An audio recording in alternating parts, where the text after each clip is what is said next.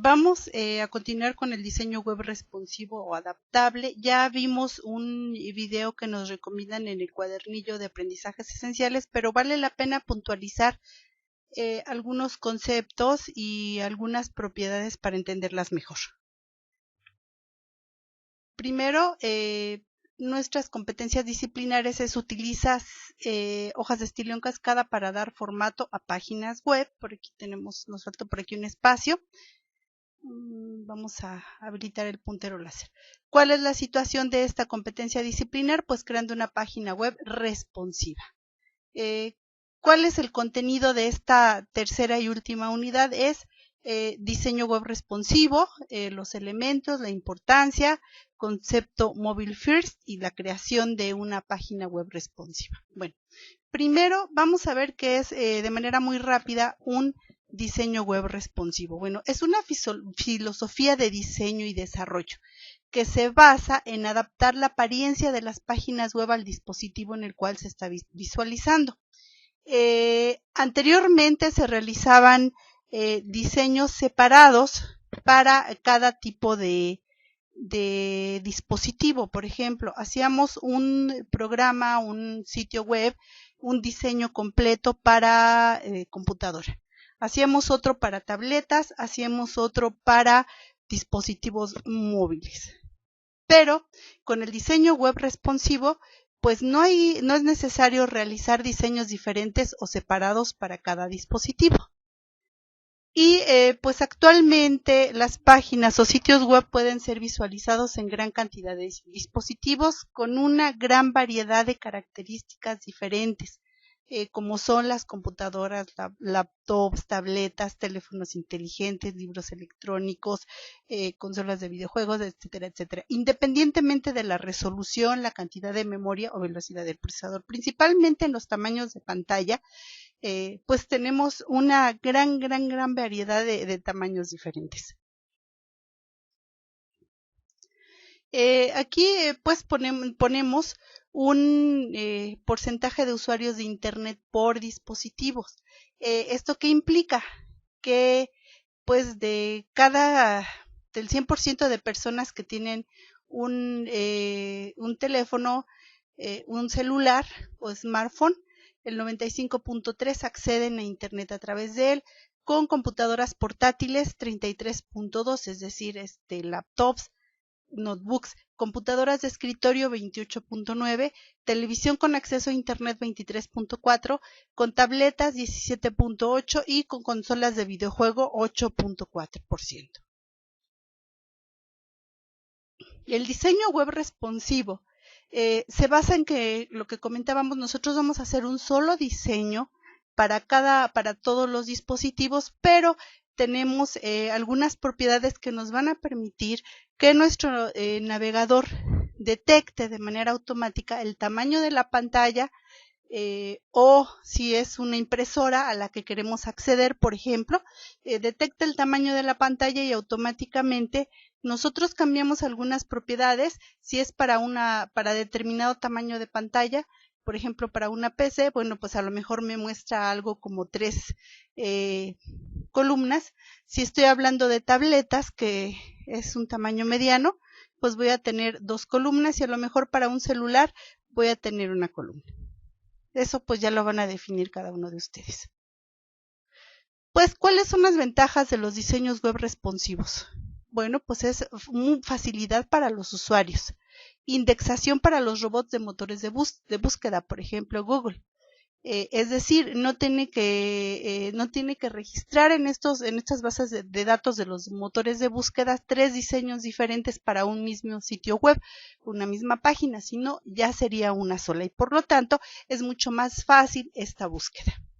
Menor tiempo de mantenimiento, es decir, en lugar de que yo tuviera actualizaciones o cambios, en lugar de hacerlo en varios diseños para diferentes dispositivos, pues ya nada más lo voy a hacer en uno solo y se aplica para un solo diseño. Y reduce la posibilidad de errores de compatibilidad. Y otra, evita redireccionamientos entre sitios o páginas diseñadas, como comentaba, para diversos dispositivos. Los elementos que se van a adaptar son las imágenes, los textos o la tipografía, los contenedores y los elementos de navegación. Los elementos centrales que nosotros tenemos en un diseño web responsivo es el esquema tipográfico flexible, es decir, el tamaño de nuestro texto que debe de adaptarse a los diferentes dispositivos.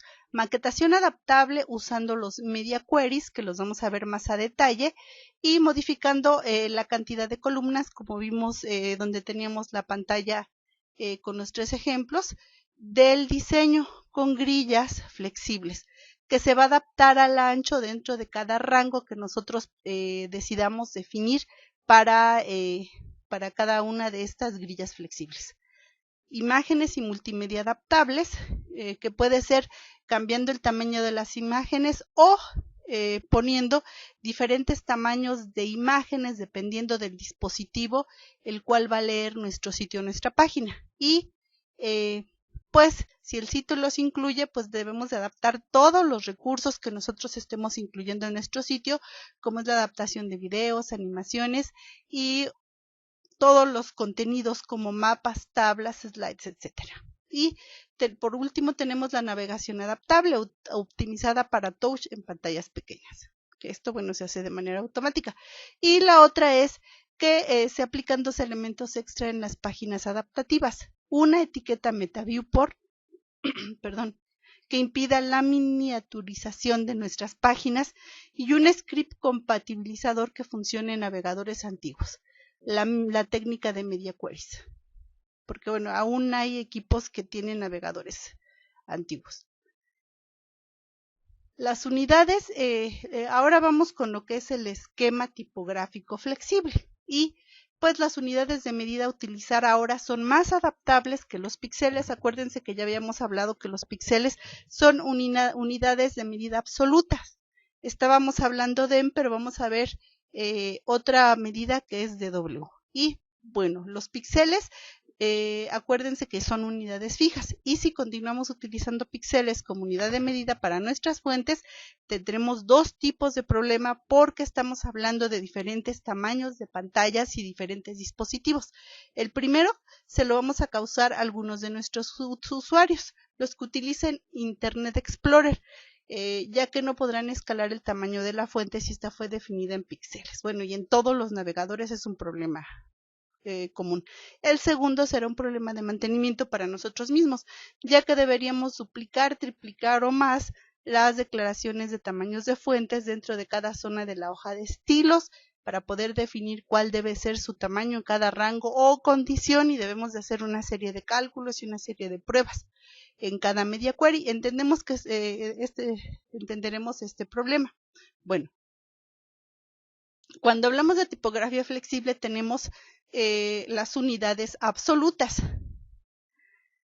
como pulgadas, centímetros, picas, milímetros, puntos, píxeles y cuartos de milímetros. Todas estas las podemos utilizar, son las medidas aproximadas, pero el que se utiliza comúnmente son píxeles.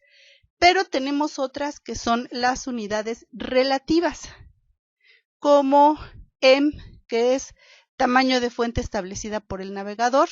Un M es relativa porque dependiendo del tamaño que tenga por default nuestro navegador, independientemente del dispositivo que sea, pues nosotros si ponemos un M va a ser ese equivalente, que en el caso de las computadoras de escritorio es más o menos 16 píxeles. Ahora X, que es la mitad del tamaño de fuente del navegador. CH, que es tamaño de ancho del cero. REM es tamaño de fuente personalizado, poco usado, y otro es el porcentaje. Se usan comúnmente porcentaje y M, que el porcentaje es relativo a herencia, concretamente al elemento padre. Si tenemos un contenedor y dentro con determinado tamaño de tipografía y luego tenemos otro contenedor dentro de ese, bueno, pues el porcentaje lo va a tomar de acuerdo al tamaño de fuente de la tipografía de ese contenedor padre. Este es un ejemplo, ya lo habíamos visto en otros temas, que un M es igual a 16 píxeles, en lo que comentábamos que es una computadora de escritorio y bueno, diferentes equivalencias. Y ahora REM, pues sería igual a, es muy parecido al M, root M, que es REM. Es parecida al REM, pero permite establecer una base personalizada y se puede usar HTML o la pseudoclase root. Por ejemplo, si yo establezco una tipografía para el tamaño de letra de 20 píxeles, esta sería la propiedad que utilizaría. Esta sería la orden: root font size 20 píxeles, y me establece que el tamaño de fuente base para esa página va a ser de 20 píxeles. Si yo, por ejemplo, a H1 le pongo un tamaño de fuente de 2 rem, sería igual a 40 píxeles. Si le pongo a H2 un tamaño de fuente de 0.5 rem, pues sería igual a 10 píxeles. Seguimos entonces con la tipografía flexible. Tenemos unidades flexibles como es el viewport, que esta es lo que se le llama como nueva generación, es de las unidades de medida más nuevas utilizadas en diseño web y dependen básicamente de la región visible de la página web en el navegador, y es posible hacer referencia a un porcentaje concreto del tamaño específico que tengamos en la ventana del navegador.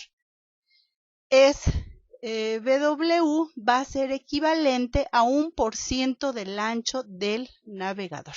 Entonces, por eso se nos facilita, no importa si nosotros estamos hablando de una pantalla 4K o estamos hablando de un celular que tiene 360 de ancho, por decir un ejemplo, va a ser porcentual BW al ancho, va a ser 1% del ancho del navegador. Entonces, BW es el ancho y BH es 1% del alto del navegador. Bmin nos va a devolver el 1% el ancho mínimo del navegador, y Bmax nos va a devolver el 1% de ancho o el máximo del navegador. ¿Okay? Entonces, por eso BW son tan flexibles, porque se adapta al ancho del navegador y es equivalente al 1% del ancho de mi pantalla, de mi navegador que esté utilizando. Vamos a recordar un poco y a ver algunos temas que son importantes antes de que entremos de lleno a lo que son los media queries, como son los elementos de bloque y los elementos de línea. Recordemos que algunas de las etiquetas contenedoras en HTML pueden ser de dos tipos: elementos de bloque y de línea, como son div y spam, y como son otros contenedores como es seed, nav, footer, header, article, etcétera, ¿sale? Que ya los habíamos visto, que se utilizan en HTML5 y que, bueno, pues también se pueden utilizar con web responsiva. Bueno, los elementos de bloque decíamos que ocupan todo el ancho disponible del documento o contenedor como un retorno de línea al final. Hacen un cuadro, por decirlo de algún modo, un cuadro que ocupa el ancho del lado izquierdo y del lado derecho, a menos que le definamos el tamaño y la altura. Y los elementos de línea solo van a ser un cuadro alrededor del espacio que ocupan como span. Si yo escribo un texto, solamente va a hacer un recuadro en ese elemento. Vamos a ver la propiedad display, que es la que nos va a servir para cambiar cómo nos va a servir para cambiar cómo lo vemos, si en bloque o en línea. Es decir, esta propiedad especifica el comportamiento de visualización de un elemento, si es en línea o es en bloque, y los valores son none, ninguno, inline y block. ¿Ok? Obvio con la propiedad display, y los valores none, inline y block. Block, ¿qué nos va a definir? Pues es un elemento que genera un cuadro del elemento de bloque. Inline, el elemento genera uno más cuadros de elementos en línea, y runIn el elemento genera un cuadro de ejecución y los elementos de ejecución actúan como líneas o bloques, dependiendo de los elementos circundantes. Es decir, si el cuadro de ejecución contiene un cuadro de bloque igual que el bloque, y si el cuadro de bloque sigue el cuadro de ejecución, el cuadro de ejecución se convierte en el primer cuadro de línea del cuadro de bloque. Si sigue un cuadro en línea, el cuadro de ejecución se convierte en un cuadro de bloque. Bueno, lo que vamos a hacer ahorita es así. Ok, vamos entonces a ver un poquito de lo que es esta propiedad display. Primero, ejecuto atom. En mi caso, pues ya lo abrí. Acabo de crear dentro de la carpeta CS prácticas, acabo de crear la carpeta web responsive, ok, una carpeta que nos va, donde vamos a guardar todas estas prácticas que estamos haciendo, ok. Después lo que voy a hacer es crear un nuevo archivo que le vamos a poner web,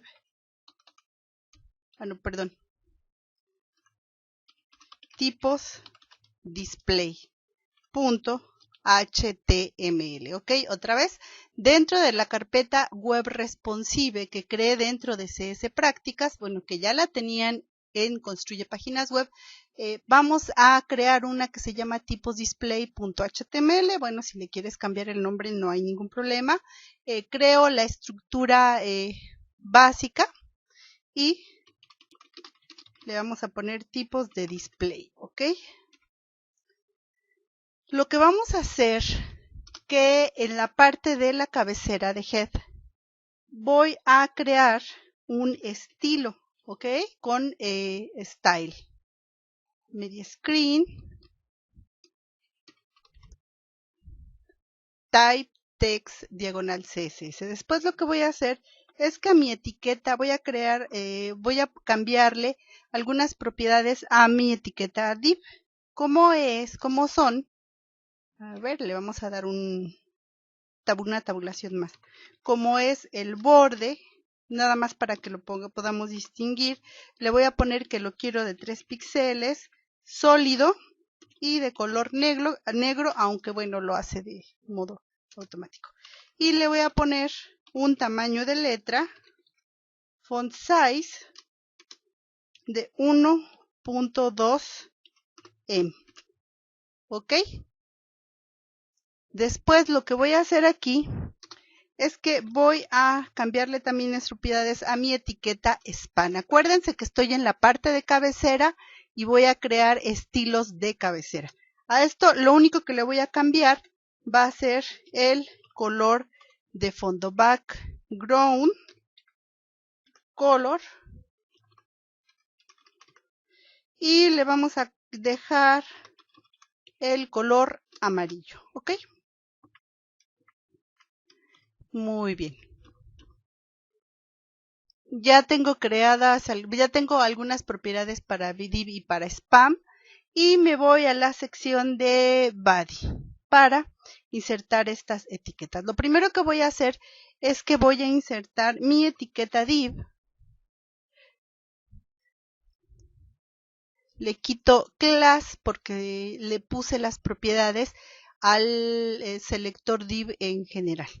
Y ahora acuérdense que con lorem ipsum esto lo que nos agrega es un texto en latín que se utiliza comúnmente que se utiliza en programación, en diseño de páginas. Ok, déjenmelo hasta acá.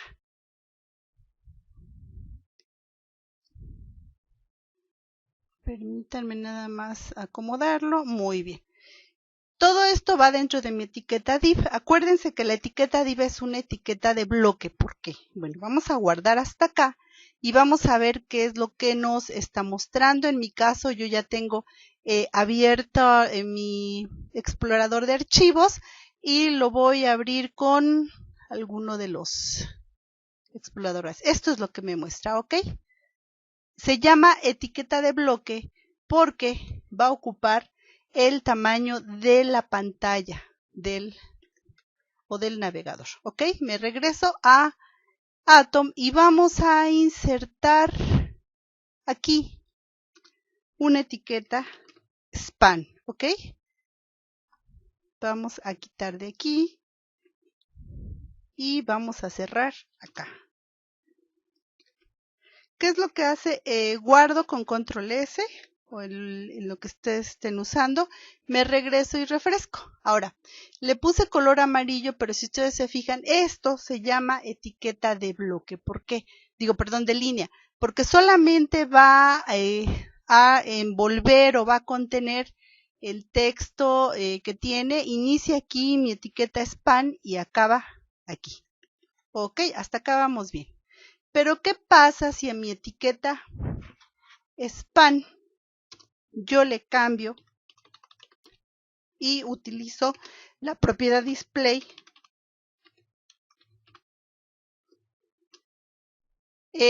con el valor de bloque? Vamos a guardar. Entonces, otra vez me regresé a la parte de cabecera donde tengo las propiedades para mi etiqueta span, mis propiedades de cabecera y le agregué display bloque, que el despliegue me lo haga de bloque. Y vamos a ver cómo se comporta, ¿ok? Forcé a que esto, lo que hice fue que la forcé a que se comportara como si fuera una etiqueta de bloque, ¿ok? Vamos a quitarla. Vamos a ver cómo se comporta.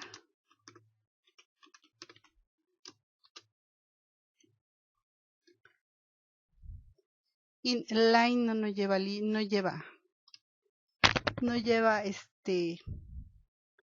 donde estamos inline, no lleva guión. Display inline.